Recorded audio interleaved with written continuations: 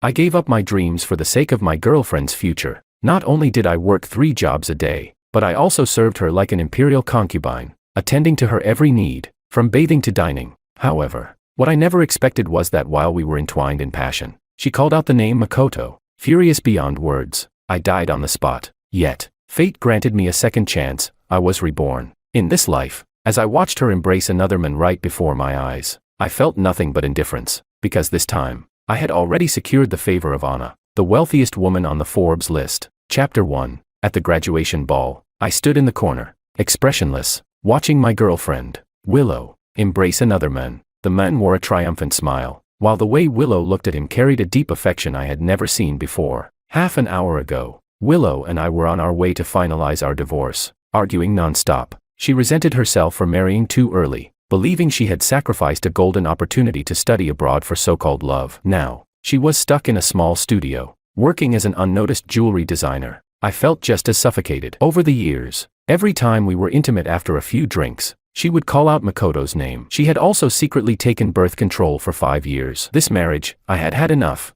Suddenly, a sharp screech of brakes rang out. The car lost control in an instant. A deafening crash followed, and my world plunged into darkness. When I opened my eyes again, I found myself back at the graduation ball. At that moment, Willow was nestled in Makoto's arms, and I immediately understood. The Makoto she had been yearning for all along was none other than this campus heartthrob from the art department. Just like in my past life, the champagne tower on the stage suddenly collapsed. Crystal clear glasses and golden champagne scattered across the floor, causing panic as screams echoed through the hall. In my previous life, Willow had rushed over without hesitation, crying as she pushed me aside, only to get her own arm cut by shards of glass, leaving a scar. But this time, I was far from the champagne tower, and Willow was tightly clutching Makoto's arm. Standing still, the two of them exchanged a glance across the chaotic crowd. Without hesitation, Willow turned around and left with Makoto. From that moment, I thought our lives would completely diverge, never to cross paths again. Time flew by. 5 years passed in the blink of an eye. Who would have thought that at a charity gala 5 years later, fresh from a rural charity event and dressed in simple casual wear, I would step into the grand banquet hall and immediately be captivated by a familiar figure. Willow, dressed in a luxurious gown, shone like the brightest star in the night sky, graceful and stunning. She stood elegantly by an exquisite display, next to a confident and charismatic Makoto. Willow was passionately introducing the jewelry in the showcase to the guests. Each piece sparkled with brilliance and uniqueness, clearly the work of a master designer. Someone marveled, Willow truly deserves her reputation as an internationally renowned designer. In just 5 years after studying abroad, she has conquered the global jewelry market. She is the pride of S-City. The guests showered her with praise, their eyes filled with admiration. Another guest chimed in, the world's top billionaires and aristocrats take pride in owning one of her designs. Didn't one of her recent creations sell for $100 million at auction? It stunned the entire jewelry industry. Another added, Willow, I studied art too. We graduated from the same university. You have to mentor me. Give me some guidance. Willow basked in the compliments, clearly enjoying the attention. At that moment, a stylishly dressed young lady curiously asked, Willow, are we going to be celebrating your wedding with Makoto soon?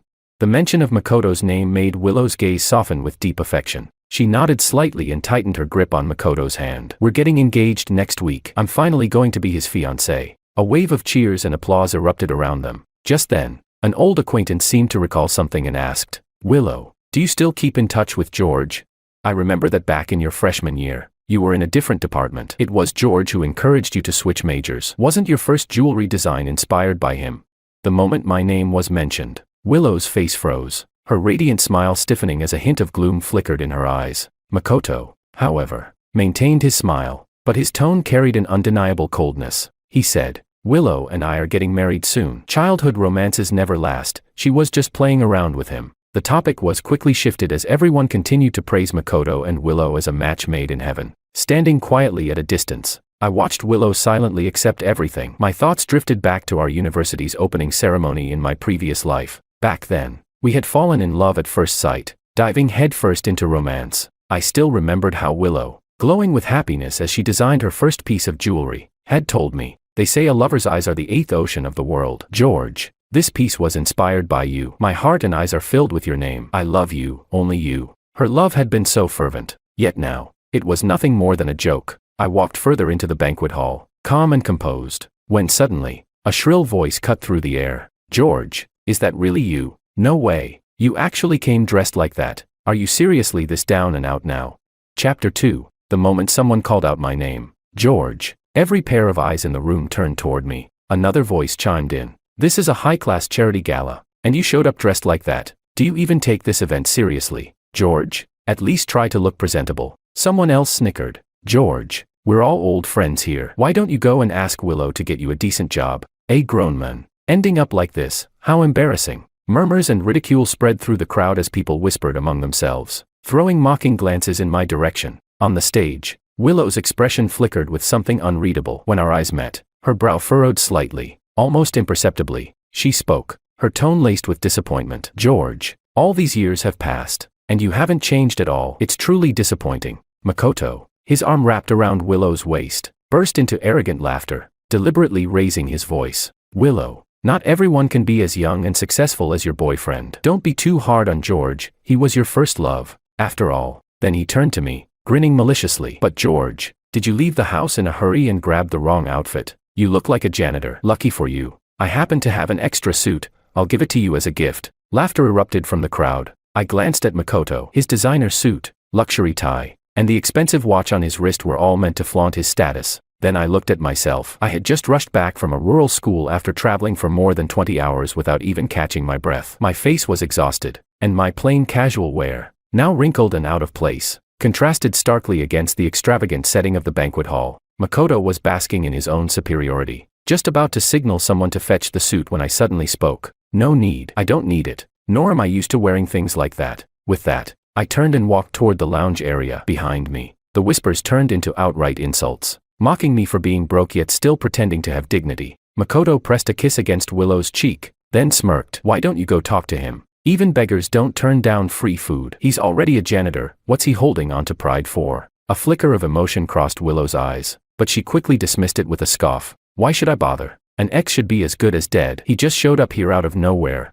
I wouldn't be surprised if he's trying to beg me to take him back. Makoto laughed carelessly. Come on. It was just a 3-year fling. How deep could the feelings be? Willow didn't answer. She wouldn't tell Makoto that in our past life, we didn't just date, we got married. We spent 10 years together. I was eating in the lounge area when Willow appeared again. She sat down across from me, her expression complicated. With a swift motion, she took out a bank card and slapped it onto the table in front of me. I know you used to be good to me, but George, we're over. How can you let losing me turn you into this mess? This money is compensation. Take it, buy yourself something decent, and take care of yourself. Looking at the young Willow before me, memories of our past life came flooding back. We had gone from campus sweethearts to a married couple, envied by many. Willow had always dreamed of becoming a renowned jewelry designer, while I had aspired to be an educator, dedicating my life to improving education in rural areas. Both dreams demanded immense time, effort, and money. In the face of reality, one of us had to make a sacrifice. I loved Willow too much to let her struggle, so I gave up my teaching career, abandoned my own dreams, and worked tirelessly at multiple jobs to support hers. There was a time when she wanted to buy a set of designer tools that cost tens of thousands. Though I earned a decent salary, over $20,000 a month, almost all of it went toward supporting her. I asked her to wait for just half a month before making the purchase, but she snapped. She tore up her design drafts in fury and screamed at me hysterically. I should have listened to Makoto and gone abroad with him. If I had left with him back then, I wouldn't be living like this. You can't even afford something as small as this. George, you're crushing my dreams. I regret marrying you so much. You're nothing but a failure. And now, in the present moment, I simply pushed the bank card back across the table, my face devoid of emotion. Sorry, Miss Liu, I said coldly. I've never been one to accept money from strangers. Chapter 3. Stranger. Willow's brows furrowed instantly. She clenched the bank card tightly, as if grasping onto her trampled dignity. She glared at me and demanded, George, what do you mean by that? I remained calm. After all, my heart had already died long before that car accident. Back then, we had been in a cold war over the expensive design tools she wanted. I was the first to compromise. Humbling myself like a desperate puppy, I had gently wrapped my arms around her waist from behind and whispered, Willow, I know you've suffered by being with me. It's all my fault. I promise I'll work even harder to make more money. Okay, trust me. One day, when I earn enough, we'll buy a house and have a child of our own. But the next second, Willow had shoved me away as if I disgusted her. Her voice was sharp, filled with fury and disdain. A child? George, you've already ruined my life, and now you want to ruin a child's too. I don't want kids, and even if I did, I wouldn't want them with you. That was the moment the last shred of warmth in my heart was extinguished. They say love, in the end, depends on one's conscience. I had given my all without regret. So when the accident happened, I hadn't felt fear, only relief. Finally, I wouldn't have to endure the heartbreak of this shattered marriage anymore. George, answer me. What do you mean? Willow's voice rose in anger, her frustration barely contained. My tone remained even as I replied. I can afford my own clothes. I don't need to change my job. I like it just fine. It's not shameful, and I'm not wallowing in self-pity. I'm content with my life. So, keep your money. Give it to someone else. Willow's lips pressed tightly together. She stood there, glaring at me, unwilling to back down. At that moment, Makoto approached, holding a glass of wine. He glanced at the bank card in Willow's hand, his eyes darkening briefly, but his expression quickly shifted into a gentle smile. Taking Willow's hand, he turned to me and spoke with feigned kindness. George, you don't want our goodwill? Then let me offer you something more practical. I recently opened a photography studio downtown. Why don't you work there as an assistant? I'll pay you $5,000 a month. It's more than what you're making now, isn't it? You'll even learn something useful for the future. This way, you won't be stuck doing nothing, and Willow won't have to worry about you. How about it? Give it a try. No need to be shy. It's a gesture from both Willow and me. Makoto's words sounded like an offer, but every syllable was laced with condescension. I was a man. I could see the disdain and hostility in his eyes all too clearly. Calmly, I set down my plate, wiped my mouth, and declined once more. Thanks, but I'm happy with my job. I have no intention of changing it. From a distance, some old acquaintances jeered, raising their voices. George, you're so ungrateful. They're offering you money and a job. Just take it. Yeah, look at you, struggling. And you still want to act all high and mighty. You came here tonight hoping to climb the social ladder, didn't you? Stop pretending. Or maybe you're aiming for something bigger. Damn, are you trying to become a gold digger now? Makoto chuckled and interrupted. Don't be so harsh, guys. Maybe George really loves his job. Being a janitor is respectable too, isn't it? Then he turned back to me, his voice laced with false concern. Think it over. George, you're not young anymore, and you have no savings. How will you survive in S-City? Don't let your pride cost you this opportunity. This isn't charity, it's our kindness. I couldn't help but laugh. In my eyes, this whole charade, forcing money and jobs on me, was as childish as a playground game. I had chosen not to explain myself because I had grown used to keeping a low profile. But if we were to talk about wealth, every person in this room combined wouldn't even come close to me. I firmly rejected once more. I really don't need it. Stop insisting. Willow finally lost her patience. She scoffed, her voice dripping with scorn. George, you're hopeless. You'll never amount to anything. Just stay poor and die for all I care. Just then, a drunk woman pushed through the crowd. She was plump, her face flushed red from alcohol. The moment she saw me, her eyes lit up like a starving wolf spotting prey. She grinned and slurred.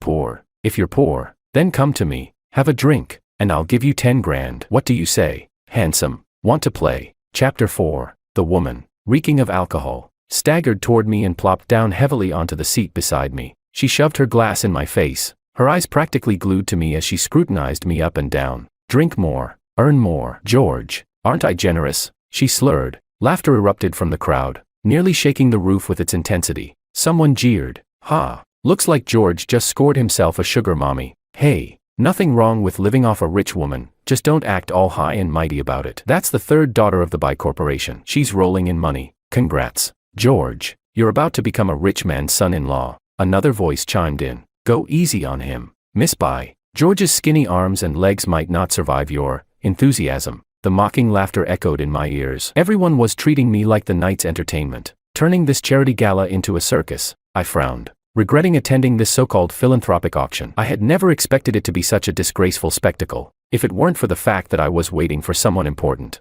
I would have left already. The woman suddenly latched onto my arm like an octopus. I gritted my teeth, unwilling to physically push her away. But in that brief hesitation, she grabbed a bottle of wine and tried to pour it down my throat. Consider yourself lucky. George, don't play hard to get. I'll give you 100 grand, just be obedient. The alcohol rushed into my nose, burning its way down as I coughed violently. Instinctively, I threw a punch, but I underestimated her sheer weight. I barely budged her. Her sheer size kept me locked in place, while the onlookers egged her on, laughing as they handed her more drinks to pour over me. I gripped my phone, about to call for help, when suddenly, a sharp voice cut through the commotion. Enough. Stop it. Willow. She appeared out of nowhere, grabbing the drunk woman's wrist with a firm grip. Behave yourself. This is a gala, not your private playground. And George is not your toy. Get off him. Now. The woman clearly hadn't expected Willow to intervene. After all, Willow was now an elite in S-City, a renowned jewelry designer. Even a drunk socialite from the Bai family wasn't foolish enough to openly clash with her. She let out an awkward laugh,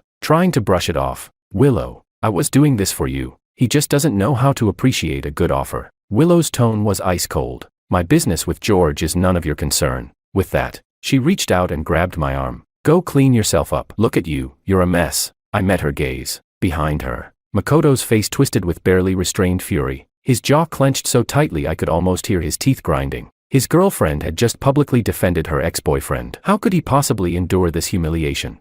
Makoto stepped forward, grabbing my wrist and pulling me away. I'll take him to change. Willow, you should go back to your guests. Willow hesitated. She opened her mouth as if she wanted to say something, but when her eyes met mine again, a hint of red rimmed them. I pulled my arm free with force, sweeping a cold gaze over the onlookers before striding toward the restroom. Makoto cursed under his breath, but as soon as he noticed the murmurs around him, he quickly shifted the conversation. I heard the CEO and young master of Sakura Enterprises are upstairs in the conference hall. We might get to see the wealthiest woman in S-City in person tonight. She's been wanting to buy Willow's designs for a while now. Looks like Willow and the CEO are going to be the stars of the night. The moment he said that, the crowd immediately buzzed with excitement, their attention shifting away from the earlier drama. Satisfied, Makoto turned and strode after me. In the restroom, I had just finished rinsing off the alcohol and was using the dryer to get rid of the lingering dampness on my clothes when a sharp knock echoed through the door. Bang, bang, bang.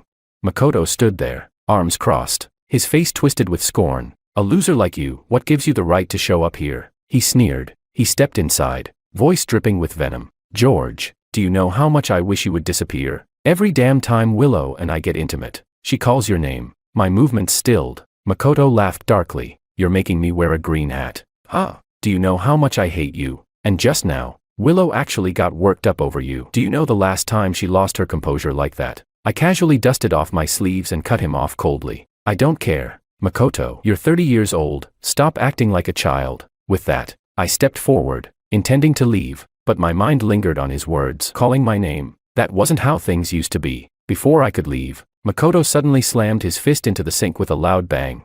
Then, as if on cue, he collapsed onto the floor, clutching his head. Willow, don't blame George, he just can't stand that I'm the one with you now, he shouted, his voice filled with fake pain. Before I could even react, Willow rushed in and slapped me. Smack.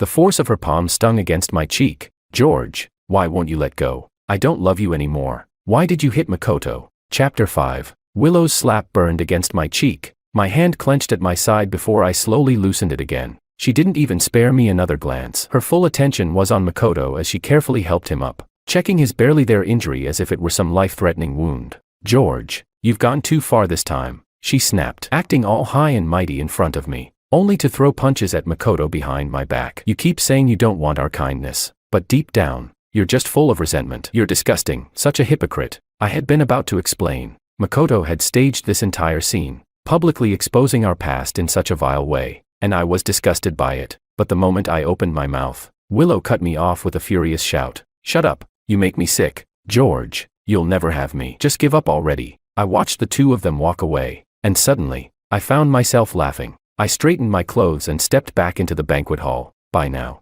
the crowd had moved on to a new topic, the mysterious billionaire guest of the evening, S-City's richest woman. This female mogul wasn't just wealthy, she was also breathtakingly beautiful, known for her elegance. Despite being in her early 30s, she had already established herself as a dominant force in the business world. She also had a 4-year-old child, though her husband remained a complete enigma. Do you think we'll finally see her husband tonight? Someone speculated. He's been a mystery for so long, just how exceptional must he be to marry a woman like her? Another added, you don't know. Her husband is a nationally renowned professor, one of the top educators in the country. Universities fight over him, and parents are desperate to have their kids study under him. Yeah, I heard he's insanely dedicated to his work, practically a modern-day Confucius. If that's not impressive, I don't know what is. Man, I need to start a live stream. If I get a shot of him, I'll go viral. Then, someone suddenly changed the topic. Forget that for a second. Look, George is back. The attention in the room immediately shifted back to me. He actually had the nerve to hit Makoto and still hasn't left. Unbelievable. Bai, still fuming from earlier, saw me and charged over like a firecracker that had just been lit. Without warning, she stomped down hard on my leg. You're just a pathetic bastard lusting after someone else's wife, she spat. This time, Willow didn't even bother intervening. She merely sat comfortably on a nearby sofa, delicately feeding Makoto grapes. Watching the scene unfold with a cold smirk, Makoto put on a show of being the bigger man. Don't be too hard on George. Feelings aren't something we can control. When Willow and I get married, George, you should come have a drink at our wedding. It's time for you to move on. The crowd, oblivious to what had actually happened in the restroom, immediately started praising Makoto for his generosity and grace. Makoto and Willow are the perfect couple, a match made in heaven. You're disgusting for still clinging to her. George, hurry up and apologize. Are you trying to ruin tonight's banquet with your pathetic drama? Another voice chimed in. Makoto is being nice about this, but as their friend, I won't let this slide. Stop standing there like a mute and say something. A flood of people surrounded me, their fingers nearly poking me in the face. Someone even threw a fruit peel at me, but I remained standing tall, unmoved by their words. Desperate to regain some dignity after being ignored earlier, suddenly rolled up her sleeves and lunged at me. Before I could react, she slammed into me with all her weight, knocking me to the ground. Then, with alarming strength, she straddled my waist, pressing her full weight down on me as her thick fingers wrapped tightly around my throat. You worthless piece of trash. You think you're too good for my money, she shrieked. Fine. Stay on the ground. Apologize to Makoto and Willow right now. The room lit up with camera flashes. Several guests had their phones out, eager to capture my humiliation. Makoto made a show of looking concerned. Don't hurt George. He's just blinded by love for Willow. It's not really his fault. Then, he turned to me with a pitying smile. George, get up. You look like a stray dog right now. It's actually kind of sad. I tilted my head up, meeting Makoto's gaze, then shifted my eyes to Willow. Her expression was filled with nothing but disgust. George should be on his knees apologizing to you, she sneered. He's just garbage. At that moment, I realized there was no reason to keep giving Willow any dignity. I smirked and asked Makoto, didn't you just say that every time you and Willow are intimate, she calls my name? The room went silent. I continued, tell me, Makoto, the last time she lost control over me, what exactly happened? Then, I chuckled, my tone light but cutting. Makoto, you sound insecure. Are you afraid that even while loving you, Willow still secretly has me in her heart? Chapter 6. The weight of my words was too heavy. Silence instantly blanketed the room. Even the woman straddling me was so shocked that she blurted out, how the hell did you manage that? Flirting with Makoto while still thinking about George? All eyes turned to Willow. Seizing the moment, I forcefully shoved the woman off and stood up, dusting off my clothes. I had no interest in staying here any longer. This place was filled with nothing but a bunch of pathetic clowns, desperately putting on their little performances. Someone muttered, could Willow really be that kind of person? Another voice questioned, wait a minute, why would Makoto even bring this up in front of George? Was he trying to brag? George must be lying. But then someone countered, if he's lying, why are Makoto and Willow both frozen in place? Just as I was about to walk away, Willow suddenly lunged forward and grabbed my arm. Her face was a mixture of shock and disbelief, her grip trembling as she demanded, how could you say something like that? George, you're slandering me, smearing my reputation. You just want to ruin me. How could you be so cruel? You used to protect me. Her eyes were red as she clutched my shirt, shaking me violently. Explain it to them. Why did you say those things? George, you just want to destroy me, don't you? Makoto snapped out of his daze and quickly stepped in, pulling Willow away while putting on an expression of deep disappointment. George, he said, voice heavy with false pain, whatever issue we have as men, why drag Willow into it and hurt her? You said those things on purpose, didn't you? Just to make people doubt her. She was your first love. How could you slander her like this? Is your heart made of stone? You couldn't have her, so now you want to ruin her. That's too much, George. With just a few sentences, he had successfully twisted the situation, turning the room against me. The crowd murmured in agreement. He's right. Willow is an internationally renowned jewelry designer now. She was just trying to help George, and he repays her by attacking her like this. Damn. I bet George isn't just after her money, he wants to destroy her reputation too. If everyone starts questioning Willow, he'll be the only one left who can take advantage of her vulnerability. What a schemer. Ugh. And to think he wanted to be a teacher. With this kind of character, what kind of students would he even raise? Makoto's really gracious for tolerating this. Good thing we didn't fall for George's tricks. Someone shouted, George, get out, you're not welcome here. Another voice echoed, wait, isn't this a private event? How did George even sneak in? We should throw him out. The jeers and shouts surrounded me. I turned my cold gaze to Makoto and spoke slowly, each word deliberate. There's a security camera in the hallway outside the restroom. Makoto, how about we go check the footage together? Makoto sighed dramatically, shaking his head as if I was the unreasonable one. Enough. George, if you have a problem, take it up with me, but don't bully my woman. The tension in the room escalated, and one particularly agitated guest lost control, shoving me. The force sent him stumbling back, straight into the champagne tower. The towering glasses wobbled dangerously before crashing down, and standing right beneath it was Willow. She had been quietly sniffling to herself, too caught up in her emotions to react in time. She didn't even realize the danger. Makoto, who had been standing nearby, immediately dodged to the side. Yet, he still had the audacity to call out, "Willow, watch out." In the split second before the glass came crashing down, I instinctively bolted forward and shoved her out of the way. A deafening crash filled the room as the champagne tower shattered. The sharp shards of glass rained down on me, and I felt the sting as my arm was sliced open. Blood gushed instantly, soaking through my sleeve. The entire banquet hall fell into stunned silence. Willow sat on the floor where she had landed, looking up at me in shock. A murmur spread through the crowd. Maybe George really does still have feelings for her. Someone scoffed. Feelings? Please. This could just be another one of his acts. I said nothing. I simply pressed a hand to my bleeding arm, refusing to even glance in Willow's direction. I hadn't done this because I still loved her. It wasn't some reckless impulse, either. In my past life, Willow had once rushed through a crowd, disregarding her own safety to push me away from danger. She had ended up with a scar on her arm because of it. That was the one thing I had owed her. And now, I had finally repaid my debt. Chapter 7. Willow's emotions were in complete turmoil. If George hadn't acted just now, she would have ended up in the hospital. Memories from her past life flooded her mind. Back then, she had been the one injured while saving George, and he had cried on the spot, swearing that he would never let her suffer harm again. And he had kept his promise. Even when they faced that fatal car accident, he had held her tightly, shielding her with his own body, desperately trying to protect her. Yet, in the end, they had both died. Somehow, fate had given her a second chance. Willow had sworn never to live through poverty again, but at this moment, she was hit with a startling realization: George still loved her. Only love could drive a man to risk everything to protect someone like that. She couldn't help but wonder, if George had just been a little wealthier, would she ever have left him at all?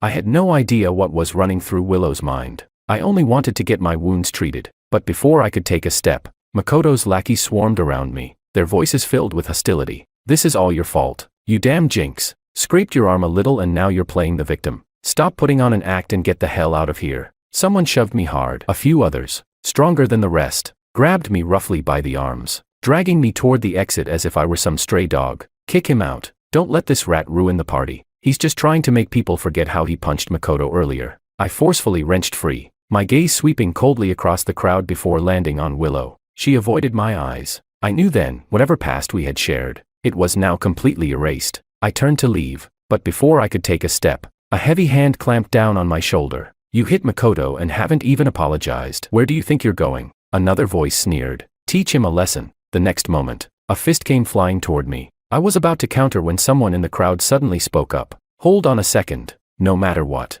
George just saved Willow. Shouldn't she at least say thank you?" The murmurs in the crowd shifted. All eyes turned to Willow. She sniffled softly but quickly composed herself. Then, with an icy glare, she said, "I never asked him to save me. He just likes meddling in other people's business. If he hadn't hit Makoto first, none of this would have happened. He got hurt. That's his own damn fault." The moment those words left her lips, people nodded in agreement. Yeah, she's right. George totally deserved this. The man who had hit me before grabbed my hand again, mockingly smacking my own palm against my face as he sneered. "What? Cat got your tongue? You gonna cry?" Behind him, a group of sycophants had fully surrounded me, looking eager to put me in my place. Just then, someone suddenly gasped, "Wait, isn't that S-City's little prince?" The entire hall fell silent for a split second. Then, whispers spread like wildfire. All eyes turned toward the staircase. Descending gracefully, flanked by a team of security guards, was a small boy. The atmosphere in the room instantly shifted. "That's got to be the billionaire's son," someone murmured in awe. The man who had just been taunting me suddenly turned smug. "If I were you," he said, patting my shoulder mockingly, "I'd get down on my knees and welcome him properly. This is the most important guest of the night. You want Willow's love? First, be a good little dog for the young master. Get some money out of him, and then go beg for her affection." I wiped the blood from my arm, my expression dark as I shot the man a warning look. Then, I turned my gaze toward the young boy approaching. The entire room erupted in excitement. People scrambled to take out their phones, eager to snap photos and videos of the so-called Little Prince. Makoto, ever the opportunist, dragged Willow forward, putting on his best ingratiating smile. Stepping up to the boy, he introduced himself with exaggerated enthusiasm. "Ah, young master, so handsome, clearly takes after his parents." Reaching out, He made the mistake of trying to ruffle the boy's hair. A security guard immediately stepped in, shoving Makoto's hand away, and in that moment, the young boy, who had been scanning the crowd with a cool and detached expression, suddenly lit up. His face brightened into an excited, joyful smile. Then, without hesitation, he broke into a run. Like a little bird finally set free, he sprinted toward a single person, straight toward me. I barely had time to react before a small, warm body crashed into me, tiny arms wrapping around my waist. Then, in the softest, sweetest voice, the boy exclaimed, "Daddy, you're finally back." Chapter 8. The little boy, who had maintained an air of calm sophistication, now pouted with a hint of grievance, his small hand tightly gripping mine. His big, innocent eyes shone with longing. "Daddy, you weren't home yesterday. I missed you so much," he whined. The sternness in my face softened instantly. Pulling my son into my arms, I held him tightly, my voice unconsciously becoming gentle as I reassured him. "Daddy was working. Didn't I tell you yesterday that I might come back a day late? But I still missed you," he grumbled, his voice laced with a childish sob. "I don't want to be away from you, not even for a day." His little voice was thick with emotion, a clear attempt to win my sympathy. I chuckled, ruffling his soft hair. "All right, tomorrow is Daddy's day off. How about I take you out for a full day of fun?" The moment he heard that, his eyes lit up like stars. He hugged my leg tightly and shouted at the top of his lungs, "Daddy is the best. David loves Daddy the most." The entire banquet hall was stunned into silence, especially those who had just insulted and manhandled me. Now they were staring at me as if their brains couldn't process what they were seeing. The little prince of S City, dressed in an exquisitely tailored suit, groomed to perfection, his noble air undeniable, was calling me daddy. Willow's face turned deathly pale. Her lips trembled as she whispered, "Impossible. George can't have a child." She recalled the past. They had been together for years in their last life, yet she had never once gotten pregnant. Sure, she had taken birth control occasionally, but not every single time. In her mind, George was infertile. He simply didn't have the ability to father a child. So how could he possibly have such a perfect little boy? This had to be a trick. Makoto was the first to break the silence. His fake smile plastered across his face as he bent down to David's level. "Hey, little guy, are you sure you've got the right person?" he asked with forced patience. "Look around. There are so many people here. Are you really sure your daddy is George?" His words immediately set off a wave of suspicion among the guests. "Yeah, kids get confused all the time. Thank God. For a second, I thought George was actually someone important. If he was rich, wouldn't the bodyguards have greeted him with respect? Look at them, they haven't even acknowledged him. George must be faking it. The kid probably just mistook him for someone else, and now he's shamelessly going along with it." One of my bodyguards clenched his fists, ready to act, but I calmly raised a hand to stop him. I didn't want my son's ears to be tainted by these people's filth. But David, ever the curious and mischievous child, peeked out from my shoulder, blinking his big eyes as he examined the adults arguing around him. Makoto, still trying to salvage the situation, reached out again, his voice dripping with false concern. "Come on, little prince, step away from him. He's all dirty. You don't want to catch any germs, do you?" His hand was getting too close to my son. My face darkened instantly. I grabbed his wrist and shoved it away, my voice ice cold. "Stay away from my son. The only thing dirty here is your mind. Unlike you, my son doesn't have trouble recognizing his own father. This farce ends now. Be a man. Makoto, at least pretend to have some dignity." With that, I hoisted David into my arms, ready to leave this ridiculous spectacle behind. David giggled, wrapping his arms around my neck. He turned back to Makoto and, with an impish grin, taunted, "Uncle." My eyes worked just fine. "Of course, I know who my daddy is. But, do you know who your daddy is? Uncle, you're so dumb. Being dumb is contagious. Daddy, let's go." A ripple of laughter spread through the crowd. Someone muttered, "Damn, this kid is sharp. He's only 4. But he's so articulate. If he really is George's son, it would make sense." George was the top scorer in his entrance exams back in school, but another voice quickly objected. "Nah, this is all just a setup. None of us have ever seen the little prince before.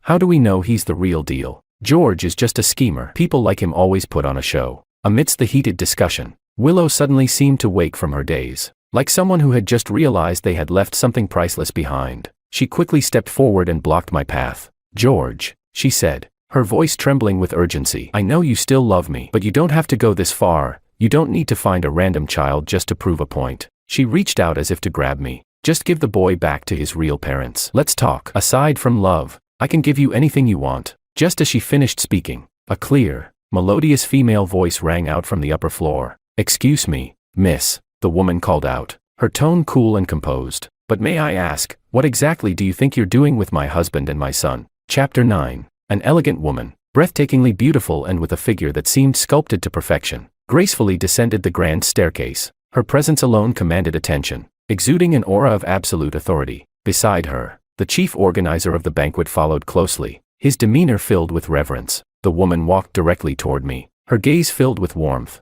"You came back without telling me," she said gently. "I would have come to pick you up." The banquet organizer quickly stepped forward, addressing the stunned crowd. "This is Miss Sue Anna, CEO of Sakura Group. She is also the wife of the esteemed Professor Wang, a highly respected figure in the field of education. This charity event was made possible thanks to Miss Sue's personal contribution of 50% of the funding. If any of our distinguished guests require assistance, please let me know. I will do my best to accommodate on Miss Sue's behalf." Silence. The room fell into a stunned hush. Some guests turned red with excitement, thrilled by the unexpected spectacle unfolding before them. Others were seething with jealousy, their eyes burning with resentment. And then there were those who had mocked and mistreated me earlier. They now stood frozen, their faces drained of all color, legs trembling as the reality of the situation hit them. A former classmate of mine stammered, Your wife, is Anna, the richest woman in S City." "George, is this real?"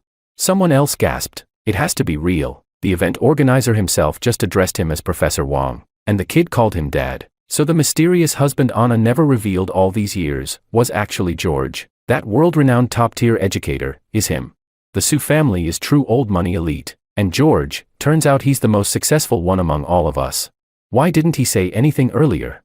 Of course, had they known my true identity from the start, they would never have dared to insult me, let alone try to throw me out. As the murmurs spread like wildfire, I merely smiled faintly, offering no explanations. My eyes met Anna's as she reached out, gently wrapping her arms around me. "You just came back from the rural areas, didn't you?" she asked softly. "You should have called. David kept asking to go pick you up. You must be exhausted," I reassured her, my voice calm. "I didn't want you two to wait in the cold. Let's finish here quickly and head home." That was it. No one dared to question it anymore. Anyone with eyes could see, this was a real, loving family. Makoto instinctively took a step forward, desperate to salvage the situation, but Anna didn't even spare him a glance. Instead, her sharp eyes landed directly on Willow. A subtle smirk tugged at her lips as she spoke. "If I'm not mistaken, you must be my husband's ex," she said casually. "Since you're an ex, why are you still clinging to my husband in public?" She let out a soft chuckle, her tone light but dripping with mockery. "But I suppose I should thank you. After all, if not for you not marrying him, I wouldn't have had the fortune of meeting such a wonderful man." The entire banquet hall collectively inhaled. Anna's words were a slap Willow never saw coming. Willow didn't react at first, as if her mind had shut down. But then, her gaze snapped to me, her expression laced with disbelief and something close to devastation. "George," she demanded, her voice shaking, "is this your way of punishing me? Is this how you're getting back at me for leaving you? How much did you pay these people to act this out?" She was desperate, delusional. I let out a breath and finally shattered whatever illusion she was clinging to. Holding Anna's hand tightly, I spoke, firm and unwavering, making sure everyone, especially Willow, heard me loud and clear. "This is my wife, the woman I love, the mother of my child. I won't allow anyone to insult her." I turned my gaze directly at Willow. "Miss Lou, mind your words." Willow's face shifted from disbelief to devastation to complete emptiness. Had this been our past life, I would have instantly felt guilty, rushing to soothe her, afraid of causing her any distress. But in this life, she was nothing but a ghost from a past that no longer mattered. I cradled my son in one arm and held my wife's hand in the other, moving to leave. But Willow wasn't done. She ran after me, her voice breaking as she called out in desperation. "George, I don't believe you," she cried. "Because you love me. How could you possibly love another woman?" I exhaled, setting David down for a moment. Reaching into my pocket, I pulled out a sleek black card. Without hesitation, I extended it toward her, repeating the words she once said to me, word for word. "I know we had something good once," I said evenly, "but the past is over. How can you be jealous and resentful just because I found my own happiness? This is my compensation to you. Take it. Buy yourself something nice. Take care of yourself." Willow's entire body stiffened. For some reason, those words hurt her more than anything else. She wanted to argue, but before she could, the banquet staff stepped forward, announcing that the charity auction was officially beginning. Once the auction ended, the evening gala would commence. Makoto walked over to Willow, but he didn't comfort her. Instead, he coldly whispered into her ear, "Willow, don't embarrass yourself any further. I'm the one you're with now. Stop humiliating me in front of everyone." Chapter 10. With only a few minutes left before the auction began, I found myself the center of attention. The very people who had ignored or mocked me earlier were now practically tripping over themselves to ingratiate themselves with me. At the same time, they didn't forget to cast disdainful glances at Willow and Makoto. One person sneered, "Who would have thought George would end up marrying the richest woman in S City?" And Willow tried to brush him off with a bank card. "Talk about shooting herself in the foot. She looks pathetic now." Another chimed in, "Being a famous designer is useless. Compared to Anna, Willow is nothing. She can't even come close to matching her wealth, status, or looks." Someone else laughed. "Makoto had the nerve to offer George a $4,000 a month job. The guy is a nationally renowned top-tier educator. Universities are practically fighting over him. What a joke." "George, man, why didn't you tell us about your wedding? We could have come to celebrate and share the good fortune." I glanced at these people, who had once treated me with indifference and were now clinging to me as if we were lifelong friends. Amused, I simply smiled and ignored them, focusing only on my wife and son. Willow and Makoto entered the auction hall just in time to hear the whispers and snide comments aimed at them. Instinctively, Willow's gaze landed on me. I sat at the most prestigious seat in the hall, casually peeling nuts for Anna and David, my expression full of warmth. The sight of our happy family moment made Willow's chest tighten with unbearable frustration. Makoto, sensing her distress, leaned in and muttered, "Don't take George seriously. He's just a gold-digging man who married rich. Just watch. Once the auction starts, he won't be able to afford a single thing. Anna might be playing along to save face, but there's no way she truly values him. You'll see." Willow found comfort in his words. To her, the world of the rich was impenetrable. George thought he could use Anna to get back at her, but in reality, life as a wealthy in-law wouldn't be easy. If Anna truly cared for him, why was he still dressed so plainly? Surely, he wasn't living the good life he pretended to be. With these thoughts solidifying in her mind, she sat down beside Makoto, ready to watch the show unfold. The auction officially began. One by one, exquisite items were brought onto the stage. I remained silent, showing no interest in bidding. Seeing this, Willow and Makoto became more confident. Sure, George had a prestigious title, but he probably wasn't actually rich. Meanwhile, Makoto and Willow eagerly placed their bids, particularly Willow, who had returned to China hoping to boost her reputation. She spared no expense, throwing out tens of millions in bids without hesitation. Her lavish spending drew admiration from the crowd, and whispers began to shift in her favor. Willow is doing just fine on her own. If she had stayed with George, she never would have reached this level of success. George's wife might be rich, but it's her money, not his. He's still just a kept man. Willow is an independent woman, while George is still just a teacher. Honestly, he is beneath her. Then, the final auction piece was unveiled. A breathtaking necklace, simple yet elegant, shaped like a crescent moon, made entirely of the world's rarest pink diamonds. Under the dazzling lights, it radiated an ethereal glow. The moment I laid eyes on it, something flickered in my expression. For the first time that night, I placed a bid. 1 million. Makoto immediately raised his paddle, and just like that, the bidding war began. The price climbed. 1 million, 2 million, soaring rapidly to 30 million. When I raised my bid to 40 million, Anna gently wrapped her arms around mine. She whispered, "Honey, I know you want to get this for me because it's the only thing you ever designed, but it's not worth spending that much. Don't waste your energy trying to outbid Makoto." I shook my head, smiling. I wasn't bidding out of spite. This was a charity auction. Every dollar raised would go toward building schools and funding education in impoverished regions. I simply wanted to contribute as much as I could. Makoto, sensing a challenge, called out, 40,500,000. Without hesitation, I countered, 50 million. The hall fell silent. This was now the most expensive item of the evening. Willow hesitated. She only had 50 million in liquid assets left. Makoto, on the other hand, stood up, puffing out his chest. 55 million, he announced proudly. Anna leaned in and whispered to me, "Darling, I already donated 1 billion under our names. A portion of that was from the money you gave me before." I smiled and slowly lowered my paddle. Then, in the calmest voice, I said, "Makoto, it's yours." Makoto's smirk faltered. His face twisted, and his expression turned tense. You're backing out," he stammered, realization dawning upon him. I was planning to stop after one more bid. "George, you tricked me." Anna turned to him with an amused smirk. "Mr. Ito, you seem awfully agitated," she mused. "Surely, you're not panicking because you can't afford to pay." Chapter 11. All eyes turned toward Makoto. He was the one who had placed the final bid. And now, with the price locked in, was he planning to back out? It was clear from his earlier words that he had tried to set a trap for me, expecting me to keep raising the price so he could humiliate me. Instead, he had outplayed himself. The guests watched in amusement, eager to see how he would handle this situation. The auctioneer, without hesitation, struck the gavel. The sale was final. He smiled at Makoto and presented the necklace. "Congratulations, Mr. Ito, for your generous contribution to charity," he announced. "How would you like to make the payment, card or check?" Makoto wasn't necessarily struggling with the money, he simply couldn't stomach the fact that I had turned the tables on him. I, on the other hand, remained perfectly at ease. I had genuinely intended to buy the necklace for Anna. It was my money, and I had the right to bid however I pleased. Makoto had been the one who insisted on outbidding me. Who had forced him? Beside me, Anna chuckled lightly. "This necklace was designed by someone truly remarkable," she said, smiling sweetly. "Mr. Ito has excellent taste." It sounded like a compliment, but only I understood the deeper meaning behind her words. Anna wasn't praising Makoto, she was praising me, because this necklace was my own creation. I had designed it for Anna when I fell in love with her, a symbol of how she had brought light back into my life. Anna had always been my moon. Now, however, the necklace was in Makoto's hands. Not that it mattered, I had already decided I would design a new one, something even more meaningful. This time, it would represent our family. "Daddy, I'm hungry, when can we eat?"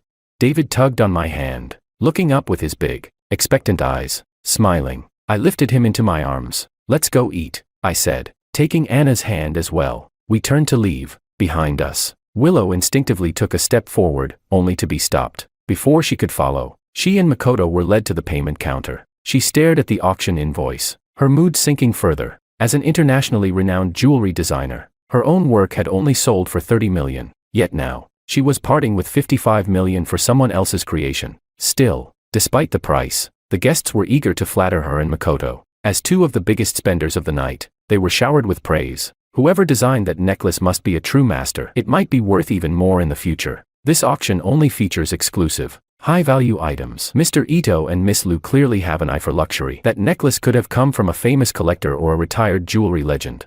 One guest turned to Willow. "Miss Lu, as a designer yourself, what do you think? Does the craftsmanship seem extraordinary?" Willow examined the necklace closely. With the amount they had spent, she wanted to believe it was worth the price. "Yes," she admitted. "There are many talented designers in the country who prefer to remain low profile, yet their skill is unparalleled. Even though it's a simple crescent moon, the chain and the delicate details show great care in design. I'd guess it was created by a retired master." The guests continued to praise both Willow's expertise and the mystery designer. Then someone suggested, "Mr. Ito, you should ask the auction house for the designer's identity. If Miss Lu could meet them, it could be a huge boost for her career." Makoto, eager to change the topic, nodded politely. "Perhaps. But first, let's eat." The Ito family provided the food for tonight's banquet. Our chefs were specially flown in from overseas. He was determined to remind everyone that he was still a powerful figure in his own right. Yes, the Su family was the wealthiest, but the Ito family wasn't insignificant either. With that, he led Willow toward the dining hall. By the time Willow found a seat, she noticed something unusual. The head chef had personally prepared a separate meal for George and his family. Her expression stiffened. This had to be Anna's doing.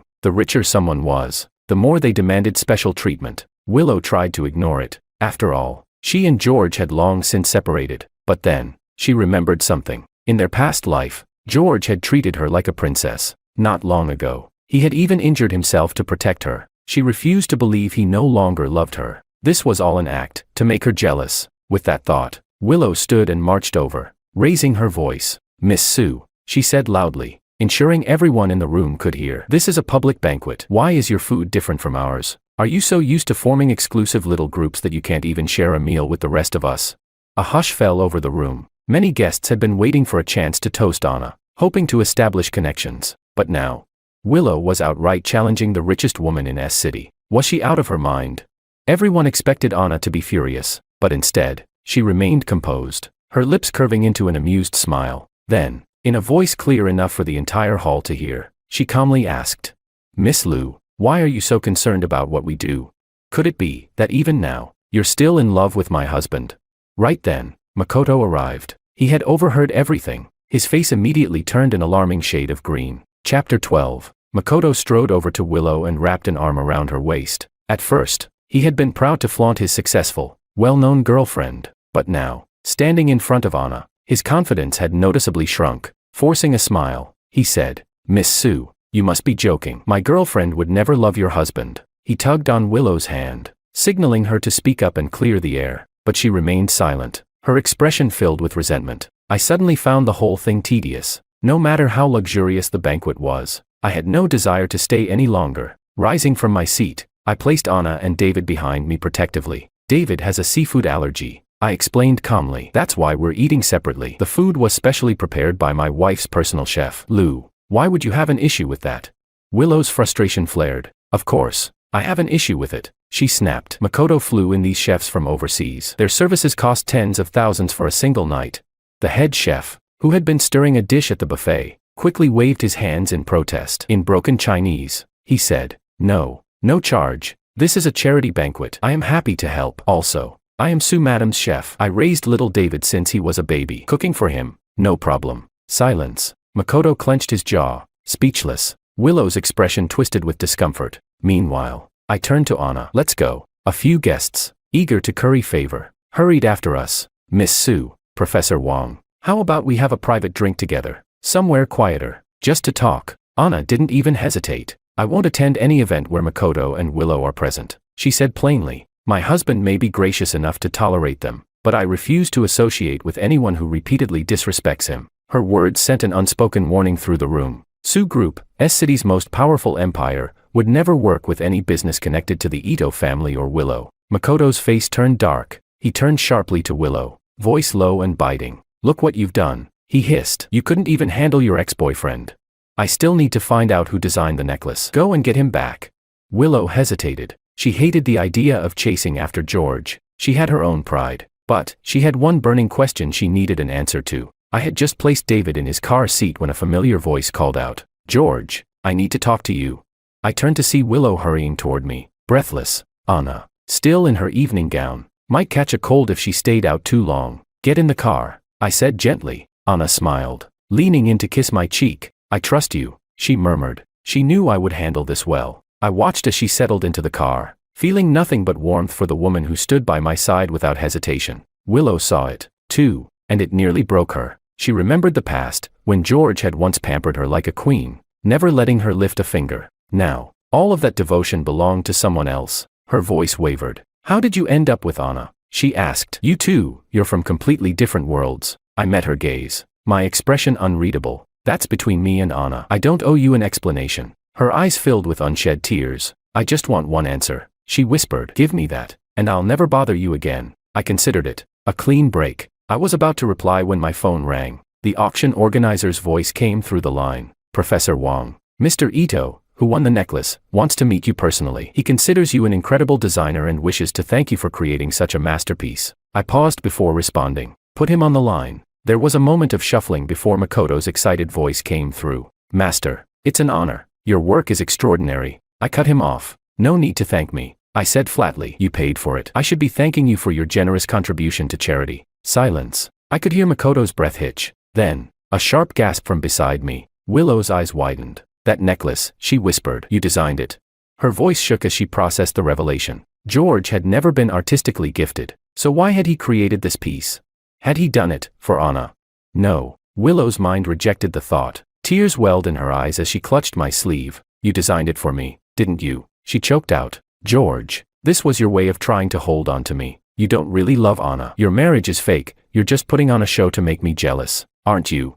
Her voice trembled as she stepped closer. Fine, George, she whispered. If you just admit that you still love me, I'll give you another chance. Chapter 13. I couldn't help but laugh at Willow's delusion. Keeping my distance, I met her gaze and spoke with absolute clarity. I love Anna. She is the moon in my life. Willow opened her mouth, wanting to argue, but I cut her off. Didn't you say that if I told you how Anna and I met and fell in love, you'd stop bothering me? Willow, I hope you keep your word. The story wasn't complicated. Anna had a younger brother who struggled with severe learning disabilities and psychological issues. Most schools and teachers found him too difficult to handle. In the end, Anna sent him to the school where I was teaching. By coincidence, I became his teacher. I adapted my teaching methods to his needs, treating him with patience and care, guiding him step by step onto the right path. Through this, Anna and I crossed paths. She deeply admired my dedication and passion for education, as well as my commitment to research in my field. And I admired Anna's intelligence, how she was sharp in business yet warm and caring with her family. She loved my sense of responsibility, and I respected her decisiveness and depth. Through endless conversations, mutual admiration turned into companionship, and companionship grew into love. On the day we officially became a couple, I had been hesitant. I feared another failed marriage, so I asked Anna a few direct questions. I asked, "Do you want children?" She smiled and replied, "Do you want the polite answer or the real answer?" I could say, "That's something we should decide together." But the truth? I love children. I've always wanted one of my own. My parents passed away early, leaving only my brother and me. I've always longed for a warm, happy family. So yes, I want a child. Then I asked, "Would you ever stop me from continuing my research and education?" Anna shook her head sincerely. "No, a person's purpose isn't limited to family. They also have value in society. In pursuing their dreams, I would support you in everything you want to do." Finally, I asked, "Will you ever regret choosing me?" She laughed and said, "Never. I trust my judgment. The man I love will never disappoint me." From that day on, I let go of the past and started a new life with Anna. Our values aligned. Our souls resonated. And naturally, love led us to marriage. Neither Anna nor I enjoyed ostentation. So we had a simple wedding, just a legal ceremony and a gathering with close family and friends. When I finished speaking, Willow's tears had already started falling. She was forced to accept reality, but the bitterness in her heart remained. She looked at me, voice shaking. "That little boy is really your son?"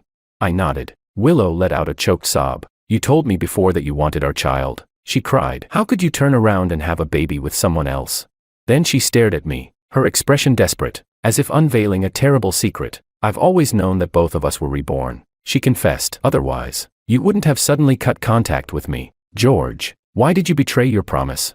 I felt a mix of pity and disappointment. She still didn't understand. "You were the one who kept taking birth control, the one who refused to have a child with me," I reminded her. "Don't push your regrets onto me, Willow." Pausing, I continued, my voice calm yet firm. "You were the one who said you regretted marrying me. You were the one who said you didn't want a child with me. You were the one who dragged me to file for divorce. We crashed on the way to the courthouse, and when we both woke up at the graduation ball, you left without hesitation. You already made your choice, so why cling to me now?" Willow's face twisted in anger. "You never supported me," she shouted. "You secretly emailed art studios, telling them not to accept my designs. George, you ruined me, and yet, I've always loved you."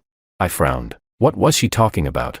If I hadn't supported her, I wouldn't have abandoned my own dreams to work myself to the bone for her success. What on earth had happened in our past life to make her believe such an absurd lie? Chapter 14. I had no desire to dwell on the past, but I wanted even less to keep entangling myself with Willow. So I told her the truth. "I never sent any emails to block your opportunities," I said firmly. "On the contrary, I went to multiple magazine publishers, begging them to feature your work. I resigned from my job to support your dreams. I worked odd jobs, struggling to make enough money, more than anyone else. I wanted you to succeed. After everything I gave up for you, why would I ever try to sabotage you? Willow, did you truly see none of my sacrifices?"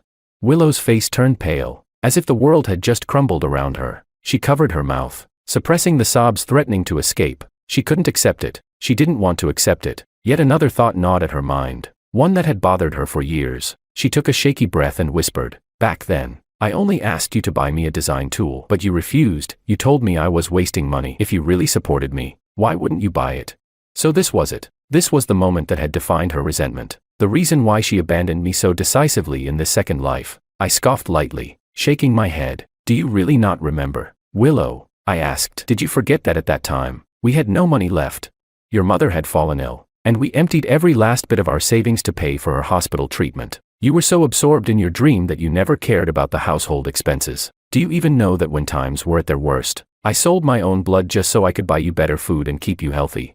I didn't refuse you because I didn't support you. I simply asked you to wait, just 2 more weeks until my paycheck and bonus came in. Then I would have bought it for you. But you, what did you do?" I exhaled slowly, steadying myself. "Willow, I have no regrets about what I gave you. But don't you dare twist the truth. The email, that was never me." Willow trembled violently, her entire body shaking from the weight of my words, because deep down, she knew I wasn't lying. We had spent 10 years together in our last life. She knew what kind of man I was. I wasn't someone who deceived, and that made her anguish even worse. Tears streamed down her cheeks, but she remained frozen in place, unable to speak. She had spent years believing that I had ruined her future. She thought I had tried to hold her back, but now, she realized that the person who had loved her most was also the one she had wronged the most. Her voice was barely above a whisper. "Makoto told me. He said it was you who sent those emails. He told me that you didn't want to see me succeed, that you were afraid I would leave you once I became successful." Her expression was one of complete devastation. Her entire life, her hatred, her decisions, had been built on one lie. One careless whisper from Makoto had poisoned her thoughts against me, and she believed him. She chose to believe him. I looked at her, and for the first time, I didn't feel sadness, just exhaustion, disappointment, a deep, hollow indifference. We spent 10 years together. Willow, I said, voice low and firm, and with one sentence from someone else. You threw away everything I did for you. Don't you see how pathetic that is? You deserve whatever happens next. My wife and son are waiting for me. This is the last time we'll ever speak. I turned away, done with this conversation. But Willow wasn't finished. She didn't care about the tears streaming down her face. She ran after me, voice cracking with desperation. Do you still love me, George? I didn't stop walking. She gasped, then clutched her chest. I was your first love, she pleaded. Every man's first love is the one they never forget. If I came back to you, you would love me again, wouldn't you?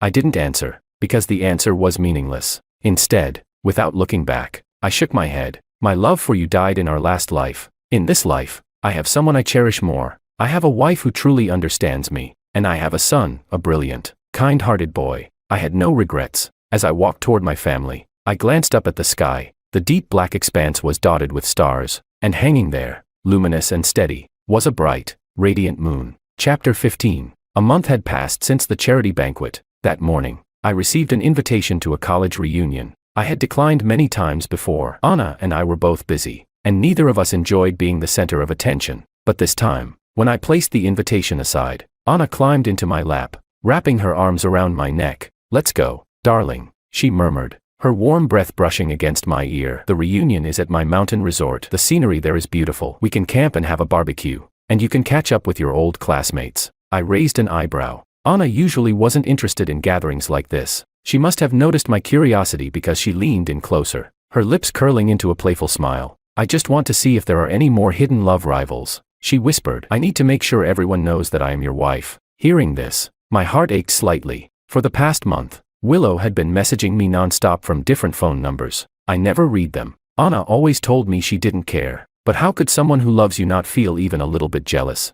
I said nothing. Instead, I reached into my pocket and pulled out a small velvet box. Inside was a second necklace, one I had designed myself. Ironically, the only reason I had developed this skill was because of how much I had sacrificed for Willow in my past life. But my first and second designs both belonged to Anna, because she was the only woman worthy of them. I cupped Anna's face gently. Darling, I said, meeting you was the best thing that ever happened to me. I'm lucky to love you, and you never need to worry, my heart belongs to one person. Her eyes shimmered with happiness. Then I added, let's leave tonight. That way, we can get a good night's rest before the reunion. I rarely spoke sweet words, but when I did, I always meant them. Anna nodded eagerly, her joy evident. After leaving our son with the nanny, we got into the car, ready to go. David, who had been watching us, suddenly ran to the window, pouting. Daddy, Mommy, I want to come too, he whined. Anna reached out, pinching his chubby cheeks. If you come, she teased, then we won't be able to have a baby sister. David froze, his little hands balled into fists, eyes wide with excitement. Baby sister, he whispered. Anna nodded, smirking. So, do you want to come with us, or do you want to wait for your baby sister? David was silent for exactly 2 seconds before nodding furiously. Okay, I'll wait for my baby sister. Anna and I laughed, then drove off. When we arrived at the reunion the next day, we were surprised to find many people already there. They were all from our old department and dormitory. I held Anna's hand tightly, introducing her to everyone. Unlike the charity banquet, there was no flattery or fake smiles, just genuine congratulations. One of my closest college friends, David, clapped me on the shoulder. You got married and didn't even tell us. Now we all have to send you late wedding gifts. Another chimed in. Damn, George, your wife is gorgeous and has such a presence. And I heard she works in research, so cool.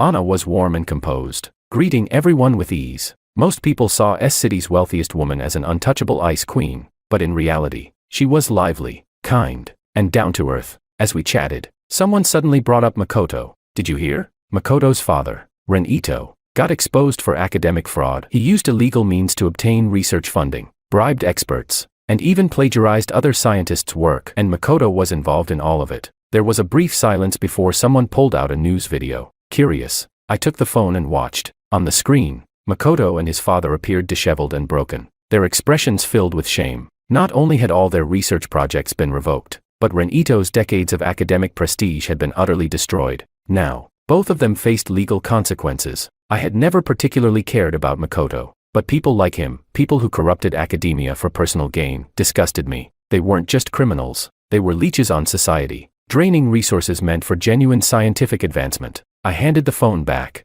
my lip curling in distaste. Academic fraud, I scoffed. Using research for personal profit, they deserve whatever's coming to them. Anna, sensing the tension, leaned into me playfully. She pouted. Darling, don't get too worked up. I'm not like them, right? Her tone was lighthearted, and I knew she was trying to ease the mood. I smiled, wrapping an arm around her waist. The conversation shifted, and I took the opportunity to introduce Anna's research. Her company had always followed strict ethical guidelines. Every project aimed to contribute meaningfully to society. Unlike Makoto's father, who exploited the system, Anna upheld integrity in her work. That was something I deeply admired about her. Just as we were about to move on to dinner, a staff member approached me. Sir, someone is waiting for you outside. Frowning slightly, I excused myself and stepped outside. I wasn't surprised when I saw Willow, but I was shocked by her appearance. She looked frail. Her once radiant beauty had faded. Her cheeks were hollow, her skin a dull shade of yellow. Her designer clothes hung loosely on her thin frame, as if she had lost a significant amount of weight. Her expensive jewelry, once a sign of confidence, now only highlighted how drained and exhausted she was. The moment she saw me, her dull eyes lit up with hope. George, she gasped. Did you see the news? I didn't respond. She took a step closer, her expression desperate. It was me, she said. I was the one who reported Makoto and his father. Chapter 16. Willow reported Makoto. In our past life, even when she was drunk, she had always called out Makoto's name. She once told me that he was her white moonlight, the one she could never forget. After we got married and she discovered that Makoto had feelings for her, her heart had completely drifted away. Even though she was still in our home, her thoughts were always with another man. During that time, she was constantly irritable, nitpicking at everything I did, comparing me to others, making me feel like the love and care I had given her had become something she resented. In this life, I had let her go, and she had successfully ended up with her so-called white moonlight. Yet now, she had turned against him. It made sense. Only someone close to Makoto would have access to such private information. He must have let something slip, thinking that since they were about to be engaged, Willow would keep his secrets. Instead, she had exposed him completely. Still, I took a step back, keeping my distance. And why are you telling me this? I asked coldly. Do you want me to thank you on behalf of the scientific community? Willow forced a bitter smile and rolled up her sleeve, revealing an old bruise on her arm. Because Makoto hit me, she whispered. Her voice was trembling, her entire body weak. I never thought he would actually hit me. But that night, after getting drunk, he started talking about you. He said that if I had chosen to stay with you, he would have made sure I thought you were sabotaging my career. She took a shaky breath. I thought you were lying before, but now I know, in our last life, it really was Makoto who fed me those lies. I confronted him about it, demanding to know why he tried to ruin us. And do you know what he did? She let out a choked sob. He laughed. He hit me. He called me pathetic. She wiped her tears with trembling fingers. He said I was the one who dumped you, that I was the one who climbed into his bed, that it had nothing to do with him. Her voice cracked completely. She had always thought she was special to Makoto, but in the end, he had treated her as nothing more than a passing amusement. Tears streamed down her face as she recalled the things people had told her after the charity banquet. Willow, an old classmate, had said, "You let go of the one person in this world who truly loved you." Another had told her the truth. Makoto never loved you. He pursued you because of a bet with his dorm mates. He used to brag that at the graduation ball, you were the one who seduced him. He said you were decent enough in bed, so he figured he'd keep you around as a toy. Later, when your career took off, that's when he started flaunting you. He never saw you as his love, he saw you as his trophy. That was when Willow had finally realized the truth. She had lost something irreplaceable. She had asked around about George's career. Even though he was just a teacher, his level of expertise was unparalleled. Schools fought over him, offering contracts worth tens of millions. But George had never cared about wealth. He had dedicated everything to education, and in their last life, he had sacrificed all of that for her. George's love had been loyal and pure. Now, standing in front of him, she was filled with grief. She wanted to say something, anything to change things, but then she saw Anna stepping outside, and just like that, Willow's desperation turned into reckless defiance. She couldn't give up. So, in a last-ditch effort, she suddenly lunged forward, and wrapped her arms tightly around me. Then, in a voice loud enough for Anna to hear, she whispered, "George, I was your first woman. You can't abandon me." She leaned in, her lips nearly brushing my ear. "You used to love kissing that little mole on my waist. Do you remember?" Her voice was dripping with sultry, shameless intimacy. My stomach churned with disgust. The sheer audacity of it. She was bringing up things from our past life. A life that no longer existed. A love that had died. In this life, the only woman I had ever touched was Anna. Before I could push Willow away, Anna's voice rang out. Her tone was calm, so calm it was terrifying. She looked Willow straight in the eye and asked, "Willow, are you pregnant? Is that why you're clinging to my husband? Because you want him to take responsibility for someone else's child?" Chapter 17. Anna's words made Willow's face go pale. Her lips pressed tightly together, refusing to answer. Seizing the moment, I shoved her away, then brushed off the areas where she had touched me, as if she had dirted my suit. Turning to Anna, I wanted to explain, but before I could say anything, Willow lost control completely. "What are you so proud of?" she screamed. "Your husband once loved me enough to die for me. He's always had me in his heart. I was his first love, his white moonlight. The moment he gets tired of you, he'll come running back to me."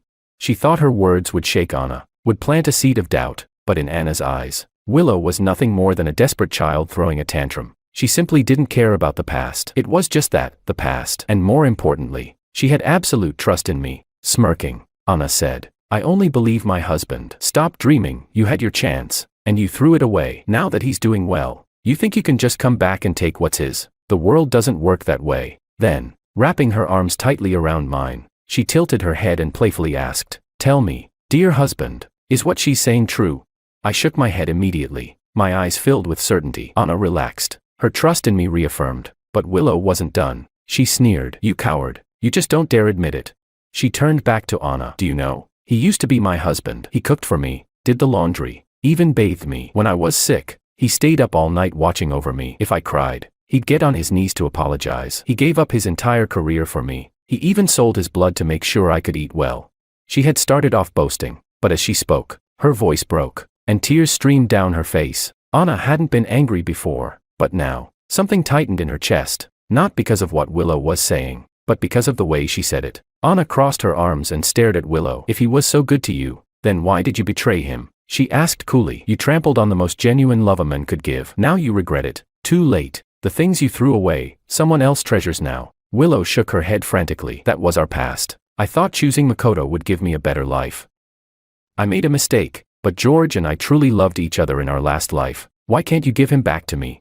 As she spoke, she suddenly collapsed to her knees. Anna's brows furrowed. She didn't believe in things like past lives, but seeing Willow this out of control, she sighed and stepped forward, stopping her. "Have some dignity," she said calmly. "The past is gone. There's no medicine for regret." I stepped forward, took Anna's hand, and looked Willow straight in the eye. "I stopped loving you a long time ago," I said firmly. "You were the one who thought love could be better with another man. You chose to throw away my love. I don't regret losing you. The past is over. Let's not bring it up again. From now on, we are strangers." Then, without another word, I turned around and walked away with Anna. No matter how much Willow called after me, I didn't look back. She had made her choice, and I had made mine. Willow collapsed in the corner, sobbing, unable to enter the venue as the security guards stopped her. But as she sat there, alone, she made a desperate vow to herself. This time, no matter what, she wouldn't let me go. A week later, my name was all over the headlines. Willow had participated in an international jewelry competition and won first place with her new collection, named A Lifetime of Love. At the awards ceremony, she publicly confessed to me. I was in school when I found out. A group of parents approached me hesitantly. "Professor Wang, is it true? Did you really leave your wife for that jewelry designer?" The internet was in an uproar. Willow had romanticized our story, making it sound like an epic love story that had been tragically cut short, but I felt nothing except disgust. You only regret after losing something. What was the point now?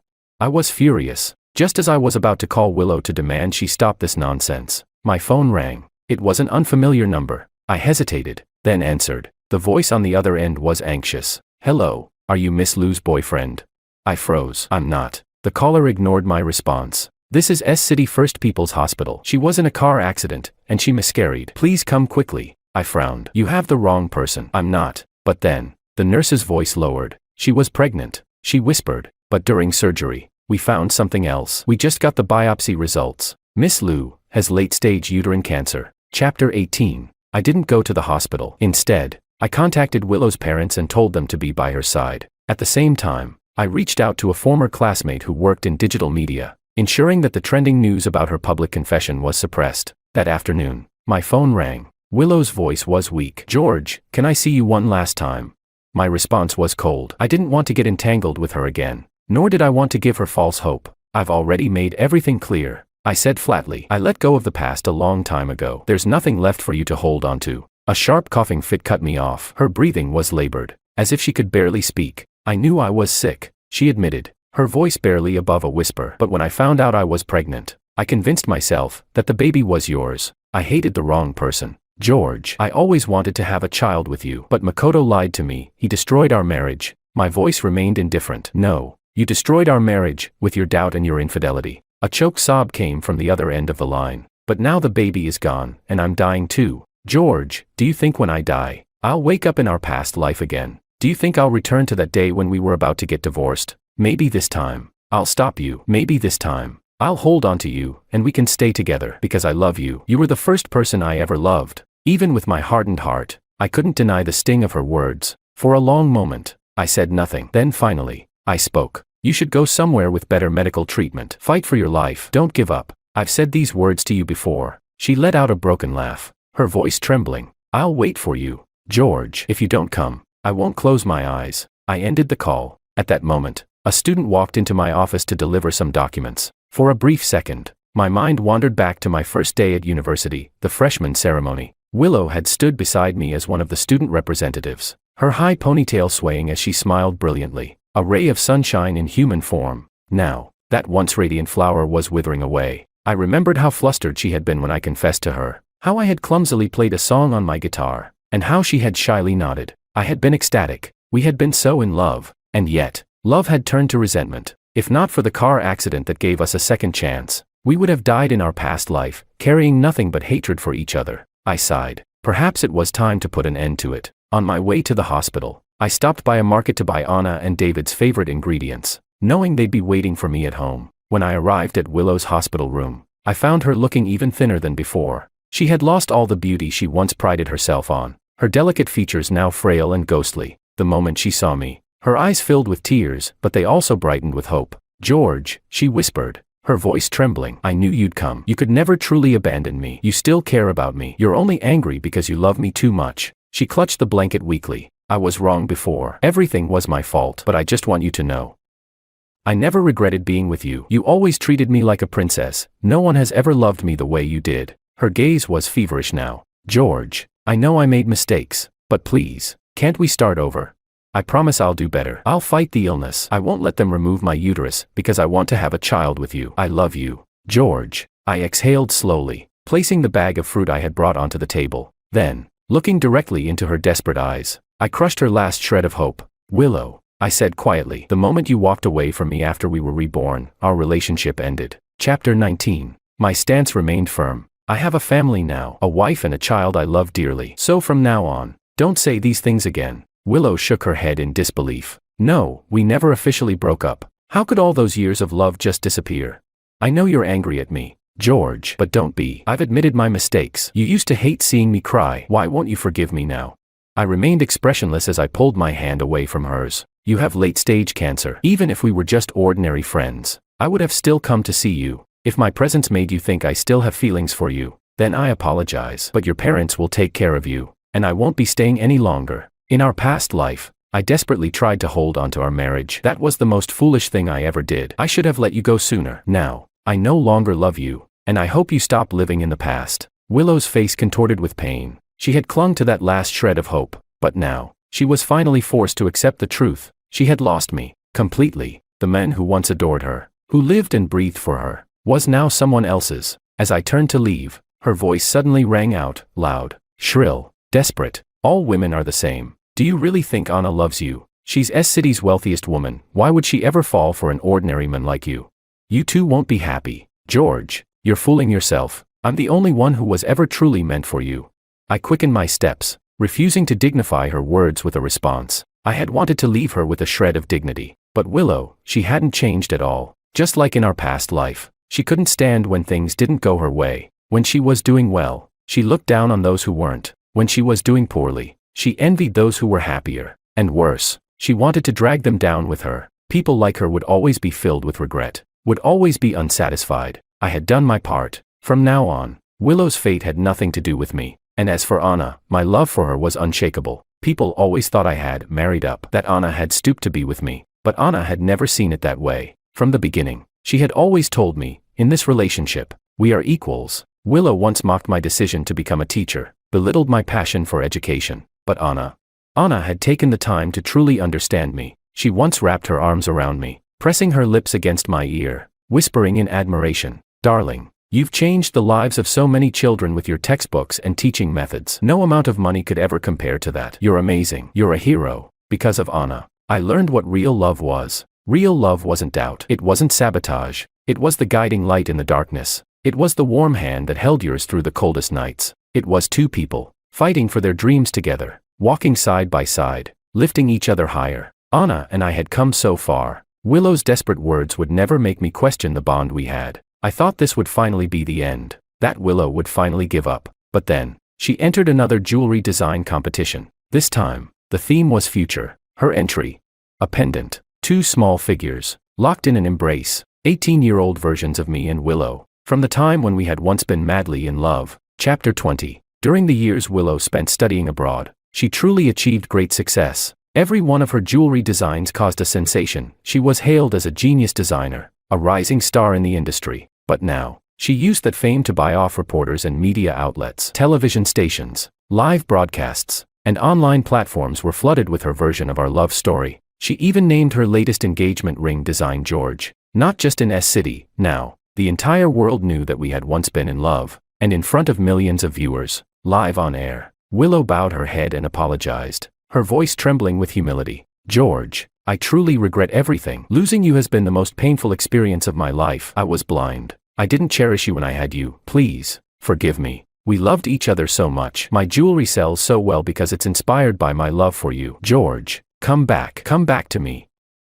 I really can't live without you." Hearing those words now, I found them utterly ridiculous. I coldly watched the screen and immediately dialed Anna's number. She was still at work when she answered. Upon hearing what had happened, she huffed. "I'm not happy," she said playfully. "I think I need to punish you. You sure do attract a lot of troublesome women. People watching that broadcast must think I'm some pitiful, abandoned wife." I chuckled. "Whatever punishment my wife gives me, I'll accept it. But, Anna, I was afraid you'd misunderstand. I was afraid you'd think I still have feelings for Willow." I paused, then added softly, "Anna, you don't know how grateful I am to have met you. I love you so much. But Willow keeps harassing me, trying to ruin our marriage." Anna could hear the frustration and helplessness in my voice. She sighed, her tone gentle. "Darling, did you forget the vows we made on our wedding day?" She whispered, "I'll hold your hand, and we'll grow old together. In this life, I will never leave you. Forever and ever, we will be together." That was the difference between Anna and Willow. No matter what happened, Anna chose to face it with me. Willow, on the other hand,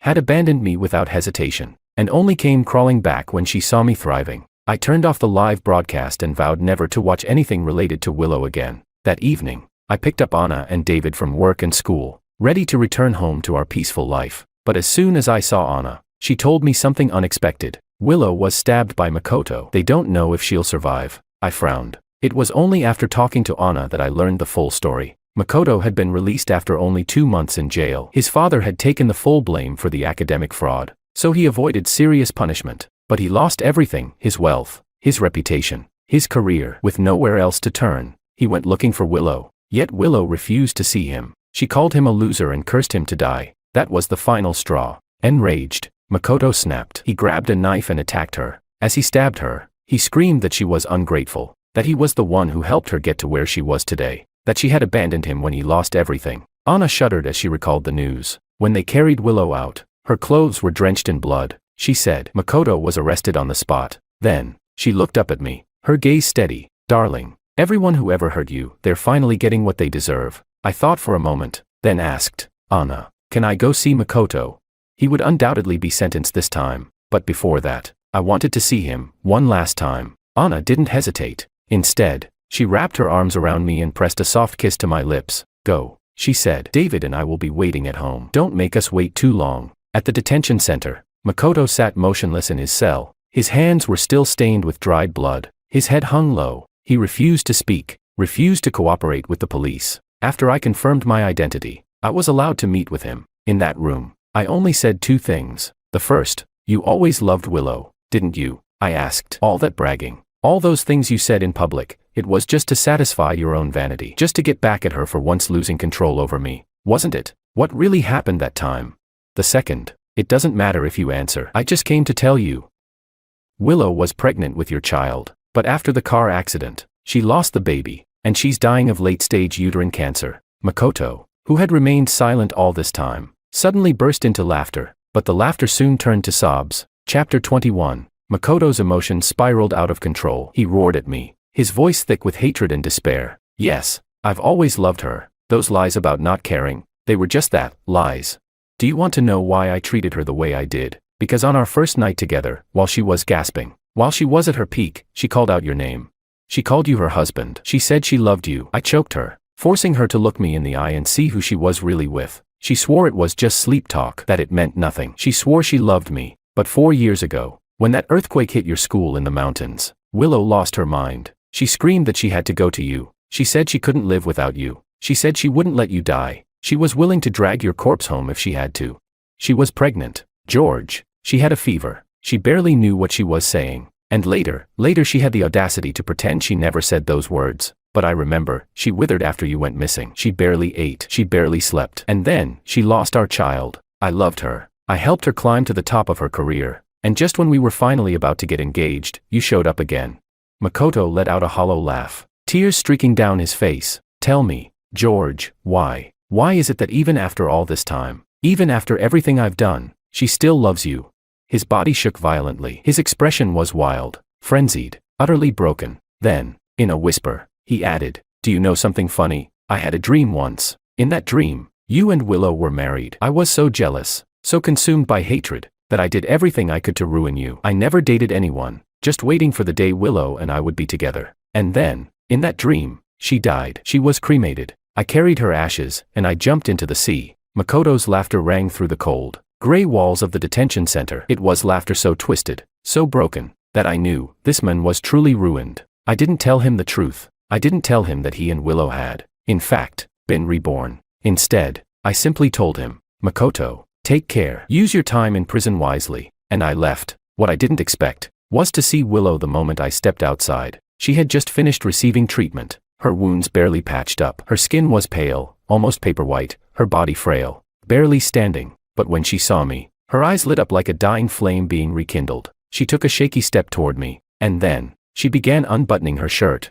George, she whispered, her voice trembling. I belong to you. Every part of me is yours. Her hands moved to push the fabric off her shoulders. I felt nothing but disgust. At that moment, her parents arrived. They ran to her, pulling her into their arms, sobbing. Her mother turned to me, tears falling freely. George, we're so sorry. Willow has been through so much. She refused painkillers just to come see you. Then, almost pleading, she asked, George, please tell me the truth. Is there really no chance for you and Willow? You two loved each other so much. She always said, after graduation, she'd marry you. I looked at these two elders, people who had once treated me as family, people who, in my past life, had always been kind to me. So I answered them seriously, truthfully. Uncle, Auntie, I said, my voice calm. I'm already married. I have a wife and a son. But even if I weren't married, I would never be with Willow again. I have no feelings for her. I only hope that she chooses to live. She still has a future ahead of her. I didn't tell them the truth, that Willow had not only lost me, she had also lost Makoto's love. Two men, both of whom had once loved her deeply, and now, she deserved neither. Her parents nodded in understanding. Later, I heard that Willow was transferred to a larger hospital for treatment. Her uterus was removed, and she might survive. Then, one snowy night, my phone rang. It was Willow's mother. Her voice was quiet. George. Willow. She paused, and in a broken whisper, she said, she's fading fast. Can you come see her? For a long time, I said nothing. Finally, my voice hoarse, I murmured, all right. Chapter 22. When I hung up the phone, I tried to recall the moments of love I once shared with Willow in my past life, but to my surprise, I couldn't remember much at all. Time had truly faded everything. Even love could disappear into the vast river of time. When I saw Willow again, she was almost unrecognizable. Her body had withered to mere skin and bones. Her cheekbones protruded sharply, her once beautiful face now hollow and sunken. She sat by the window, staring blankly outside. Snowflakes swirled in the wind, and she murmured absently, it's snowing. It was only when I called her name that her dull eyes regained a flicker of light, but the moment was fleeting. She quickly looked away, a sorrowful expression crossing her face. George, she whispered, I must look so ugly now. You would never love me like this. I said nothing. She seemed to gather some strength, her voice barely above a whisper. She spoke endlessly, as if afraid she wouldn't get another chance. George, I'm sorry, she said, her voice trembling. I was too insecure back then. I was so desperate to succeed, so obsessed with chasing my dream of being a jewelry designer. I never stopped to think about how much you sacrificed for me. Maybe this is karma. Maybe I deserve this. She took a shaky breath. Then, she asked, George, do you think we'll get another chance to live again? Her eyes filled with hope, her fingers clutching the thin blanket as if holding onto her last shred of faith. If we do, I'll love you properly this time. I'll cherish you. You'll choose me, won't you? Her voice was so small, so desperate, but I shattered her fantasy with the truth. I shook my head. No, Willow, there won't be another chance. Heaven already gave you one, and everything that happened was your choice. A person who never knows how to be grateful will never find true happiness, even if they were reborn 1,000 times. Her fragile body trembled. She had no more tears left to cry. No chance, she murmured. I really know my mistakes now. Why can't you just say that it's okay? My answer was firm. Because it's not okay. I never visited Willow again, because I had something far more precious to protect. My present, my family, my happiness. A few months later, spring arrived. I was given the opportunity to study abroad in the United States for 3 months. Though excited, the thought of being apart from Anna and David made my heart ache. But the moment I arrived at the airport, I was stunned, because there, standing in the crowd, was Anna, holding David in her arms. David clutched a bouquet of flowers, his little face beaming with joy. Daddy, you're finally here. I hurried forward, scooping them both into a tight embrace. Anna giggled, playfully teasing me. Surprised, aren't you, darling? She said, her eyes sparkling. How could I let you come here alone? No way. We're family, we're supposed to be together. She kissed my cheek. So, are you happy? I pulled her in closer, my heart overflowing. Anna, I whispered, I'm so happy. I love you. During those months in the U.S., we explored new places, took countless photos, and created unforgettable memories. It was the happiest time of my life, until, one day, during a short trip, I received news. Willow had passed away. Not long after, a report came from the detention center. Makoto had taken his own life. For a moment, I was lost in thought. Then, I turned, and saw 2 figures running toward me. One small, one big. Daddy. Darling. I smiled, opened my arms wide, and welcomed them into a future that was truly mine.